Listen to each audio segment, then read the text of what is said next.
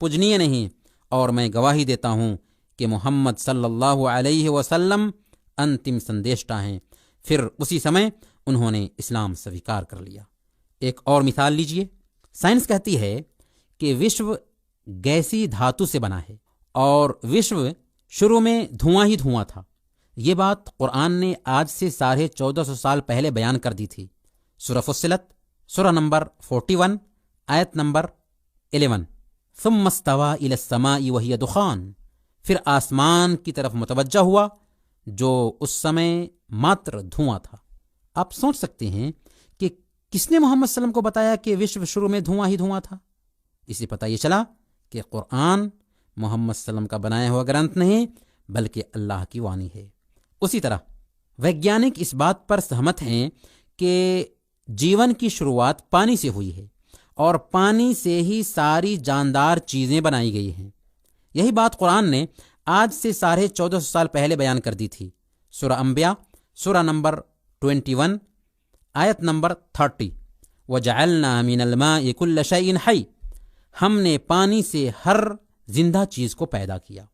یہاں پر بھی وگیان کی بات اسپشٹ روپ میں سامنے آ رہی ہے کہ پانی سے ہی جب ساری چیزیں پیدا کی گئی ہیں، اور وگیان کو آج پتہ چل رہا ہے، تو آج سے 1450 سال پہلے اس بات کا ورنن قرآن میں پایا جاتا ہے۔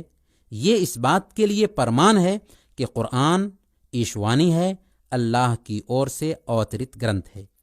اسی طرح سائنس نے کھوج کیا ہے کہ پہاڑوں کی جڑیں زمین کے اوپر نہیں بلکہ زمین کے نیچے ہوتی ہیں، اور اس کا ہلکا سا سرا اوپر ہوتا ہے جو زمین کو ہلنے اور کھسکنے سے بچاتا ہے۔ یہ بات بہت پہلے قرآن مجید میں بتا دی گئی ہے۔ سورہ انبیاء، سورہ نمبر 21، آیت نمبر 31۔ وَجَعَلْنَا فِي الْأَرْضِ رَوَاسِيَ أَن تَمِيدَ بِهِمْ، ہم نے زمین پر پہاڑ بنا دیے تاکہ انہیں لے کر بھلک نہ جائیں۔ اب پرشن یہ پیدا ہوتا ہے کہ یہ پرتیک رہس جو وگیان کو اس یوگ میں معلوم ہوئے ہیں، قرآن میں کیسے آ گئے؟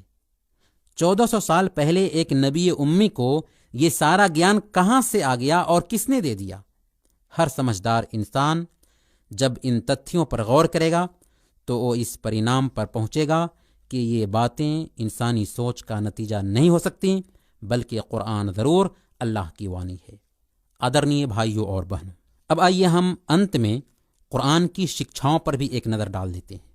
قرآن ایک ایسا گرنتھ ہے جس کی شکچھائیں ہر یوگ کے لیے ویوہارک آدرش ہیں۔ اسی لیے وہ اپنے لائے ہوئے دھرم کو دین الفطرہ ارتھات ویوہارک دھرم کے نام سے مانو کے سامنے پرستت کرتا ہے۔ وقت گزرنے کے ساتھ قرآنی شکچھاؤں کے مہتو میں کوئی کمی نہیں آتی، کیونکہ اس کا وشے مانو ہے۔ انسان کے وجود کا ادیش کیا ہے؟ انسان اس دھرتی پر کیوں پیدا کیا گیا؟ اس سنسار کا رچیتا کون ہے؟ اس سنسار کا پالن کرتا کون ہے؟ سرشٹا اور سرشٹی کے بیچ کیا رشتہ ہے؟ یہ سارے ایسے وشے ہیں جن کا سمبند کسی خاص زمانے سے نہیں، کیونکہ اسلام ویلوز کی بات کرتا ہے اور ویلوز کبھی بدلتے نہیں۔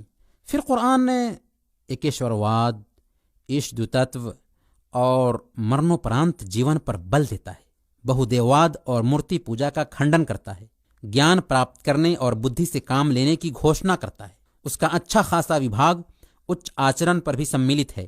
وہ اچھے اخلاق جیسے سچائی، امانت داری، نیائیں، وچن پالن، سہانوبھوتی، دیا، ادارتا، ویرتا، گمبھیرتا اور ملنساری پر ابھارتا ہے، اور برے اخلاق جیسے جھوٹ، خیانت، اتیاچار، وچن بھنگ، غیبت، چوری، بھرشٹاچار، سودخوری اور ناپ تول میں کمی کی نندا کرتا ہے۔ یہ وہ شکچھائیں ہیں جن کا مہتو جہاں پہلے تھا وہیں آج بھی ہے۔ اگر آج بھی مانو ان شکچھاؤں پر عمل کرنے لگ جائے تو مانو سماج امن و شانتی سے پریپورن ہو جائے گا۔ اس لیے یہ کہنا بالکل غلط ہے کہ قرآن کی شکچھائیں آج کے زمانے کے انوکول نہیں بلکہ ہر زمانے کے لیے انوکول ہیں، اور قیامت کے دن تک قرآن کی شکچھائیں